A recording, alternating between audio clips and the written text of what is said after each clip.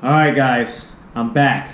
Alright, I know I've been on a hiatus, but I will explain to you why I've been gone for a little bit, but hey, good news is I'm back.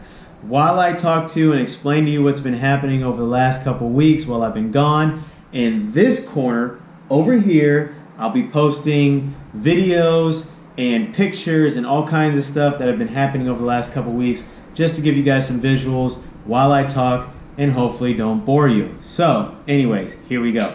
Where we left off. We were getting ready to play Tübingen. The Hawks just came up from the second league, and they're coming in to play us. And I tell you what, dude, Saturday, we mercy ruled them. We were playing really good baseball, handling business. But my hat's off to them because in game 2, for about 5-6 innings, they showed a great fight, kept the game close before we broke it open. They just caught us at a really good time. We were hot. Them also coming up from the second league and still trying to get their feet wet and still trying to get used to Bundesliga 1 play. That's kind of the situation that happened that weekend. Next weekend, we had a week of preparation because we were going up against Heidenheim Heidenkampf, which is the other undefeated team. This team has been in the championship for the last 4 to 5 years. They've won it, I think, 3 or 4 times. They're a very, very tough team. They have a team full of veterans.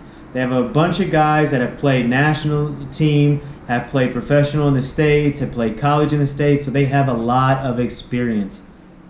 Just to touch on a few players, they brought in a newly signed player. First game was facing us. He's from the Netherlands, minor league baseball player, just got released about a year ago, and they just signed him to make a push for the championship, so of course we got to face him. I tell you what, good guy, could two-seam it, hits his spots, and it was a really good game. We eventually broke it open late in the first game and ended up mercy ruling them, which was a huge milestone for us because it doesn't happen too often, especially against a team like that are full of veterans. Their left fielder, Sasha Lutz, veteran guy. His brother played in the big leagues. Both of them have incredible careers. Their center fielder, Gary Owens, American guy, veteran guy, strong guy, has been here for a long time. And then the list just goes on, man. They have a bunch of veteran guys that know how to play the game the right way, put together good ABs, so it was going to be a good competition. And we were just hot, and we put together some really good ABs and broke it open 1 inning by I got hit by a pitch. My buddy Matt Vance after me got hit by a pitch, and then the guys after just kept sticking it, and we ended up mercy ruling them. But them being a veteran team, we knew they were going to come back in game 2 to try to prove a point, and they did, and they got us. And I believe the final score was 10-7 or 12-8, one of those. Whatever it was, end of the day, they won. And in my opinion, it was a good win and a good loss for us. We lost our first game of the year, but it also put things in perspective that there are things we need to work on. There are things that we need to continue to work on before we go into playoffs and before we end up eventually playing them in the semifinals to go to the championship. So again, hats off to Heidenheim. They're a very good team, and I'm excited to see them in the semifinals. After that, we had another rivalry weekend because Heidenheim is a rival, because usually we go head-to-head with them to see who will go to the championship. But another rival is the Munich Har Disciples, and they're a rival of ours because of distance. It's the closest team we play in our conference. It's about an hour ride, hour and a half ride. They came to us in game 1. We ended up breaking it open late in the ball game. That's something that we've been doing a really good job of, is just staying with it. I don't know if I've touched about this on this before, but baseball is unlike a lot of different sports, and it's a marathon. You know, it's a 9-inning ball game. It's a grueling ball game. The games last for about 3.5 hours, and it's about the team that can put together a consistent inning, half inning, and put together that full, complete game. And that's something that we've been doing really well of, is sticking with the process. We may not get them early. Sometimes we do, sometimes we don't, but towards the back end of the ball game, when we get into the bullpen, we seem to jump on their bullpen arms and teams that we've been facing, and putting together really good innings and eventually getting a big inning that breaks the game open. So the Disciples came in and played us. We broke it open late in the ball game. Ended up taking game 1 by a pretty big margin. But Saturday we jumped back on the road and went and played, which I would, our last road game for the season. It wasn't really a road game. We didn't stay overnight. We just drove there and got ready to play the game. Really good atmosphere. I think that all the guys were feeling the energy, especially losing our first game and then having to compete the next weekend in game 1 against the Disciples, and then facing a very good left-handed pitcher. So one thing that's unique to this league is the second game of every series we usually face an import arm. Import arms are guys that don't have a European citizenship, so they usually go out and get minor league guys. So for instance, when we played Heidenheim, we played a guy called Wes Romer, who was a former first-round draft pick. So we played against him in game 2 against Heidenheim, and then game 2 against the Disciples, we faced a left-handed pitcher that had been with the Yankees organization for 6-7 years. Good fastball, good life on his fastball. Just got done playing the ABL for the Adelaide Bite. Had a good curveball, and it was going to be a tough. It was going to be a tough game because our RBs aren't going to be comfortable. And if you don't get on this guy early in the count, that he has the kind of stuff that could put you away late in the count. It was a close ball game. I believe it was 2-0 going to the 4th inning. Getting AB, the guy in front of me, Alexander Schmidt, shortstop, German national guy, a great leadoff hitter for us. Put me in a good position to have success. First and second, nobody out. Lays down a good bunt, sets me up second and third with 1 out. Makes my at-bat a little bit easier because I'm not having to do too much, and I just put the ball in play and score a run. Being a veteran guy, I've done a lot of my homework. I believe in doing my homework before I go into the game.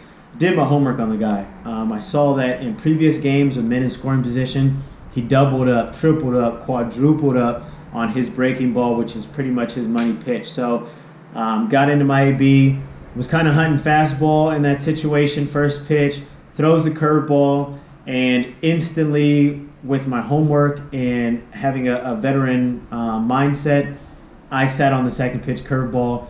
Was not sitting fastball speed. I was sitting off speed and kind of hunting that curveball because I knew that he liked to double up. The odds were in my favor. He doubled up on the curveball after I had seen the first pitch curveball, put a good swing on it, and was able to put a 3-run Jimmy Jack on the board and put our team up by 1. And that game was just a good game for me. It eventually went, I think, 3 for 4, 5 RBIs. And like in my previous post, one player of the weekend there, player of the week. And here we are going into our last weekend of the season. We'll play the Mannheim Tornado, which I think are a good final weekend for us because they have some good arms. They've got an import arm. They've got some good German arms. So it's be really good to face some good pitching before we go into semifinals against Heidenheim. Our first win against the Disciples kind of locked in our playoff position, and now we're playing for first place and home field advantage. So that's pretty much catching you guys up on what's been happening over the last 3 weeks. Now I want to touch on some things that I guess are sticking out in my mind. One thing being that I with everything going on back home and because of a COVID season, there are some things that have risen up and why I haven't got back on the blog immediately or the vlog immediately. We had a bit of a COVID scare. I was around some people that had been in contact with COVID. Luckily, we all came back negative. Nobody had it. But I think that was my first time really getting very close to the COVID virus. I hadn't really, I guess being in California before I got here, I was in a kind of a secluded area that didn't have too many COVID cases. But it kind of hit home for me. And to realize that everybody can talk about how this pandemic and things like that and talk about it, but it's not until you get close to home with it that it really does hit you. So it kind of put my mind in a funk, kind of put things in perspective. And one of the things that I pride myself on is always finding the positivity in things. And one thing that was positive that came out of this is it put an appreciation into my ability to still be able to play baseball. There's a lot of people that aren't playing baseball, missed out on their college, high school, pro ball season because of COVID. And the fact that I still get to play is what I took away from that situation. Another thing was I got to celebrate my son's first birthday, which is really cool. So I took a little bit step away from social media and things like that just to be in the moment. Being a father is one of the most beautiful blessings I've had in my 31 years of life, and seeing my son get his first birthday is a milestone. I'm starting to get a little emotional here, but it was super cool to just be with the family and cherish our first year and just look back on all the memories going into his first year of life. And it's been super cool. The kid has a huge personality, and it's been super cool. So that's another reason why I took a step away from the vlog. And then the third thing that I want to touch on is, with all that going on, I just want to big shout out to the Regensburg Legionnaire, my teammates, everybody in the front office, Armin, the president, my head coach, Thomas, Ale, the assistant coach, Martin Bruner, the pitching coach. I just want to give a big shout out on the back end of this vlog to those guys, because it's really truly been a blessing to be here, to be around teammates and people that truly care about me as a human being before me as a baseball player. It's one thing that I truly do love about overseas baseball is you find that a lot of clubs appreciate you for being a good person rather than you being a piece of meat and what can you do for us on the baseball field. Yes, it goes into play. It's the belly of the beast. It comes with the situation that you're in. But overseas baseball, especially here in Regensburg, you find a lot of people that care about you, your family, your son, and I just want to give them a huge shout out because it's been a blessing to see them take in my son, my wife, and just kind of embrace us and treat us like family. So big shout out to everybody here.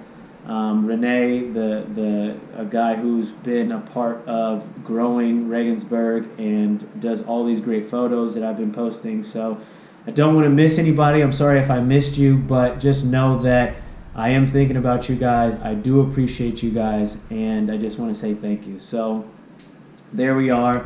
Caught you guys up. Third vlog of this series. I'll do a better job from here on out, making sure that I keep you guys in the loop. And here we are on Wednesday, getting ready for our final series. And thanks guys for tuning in.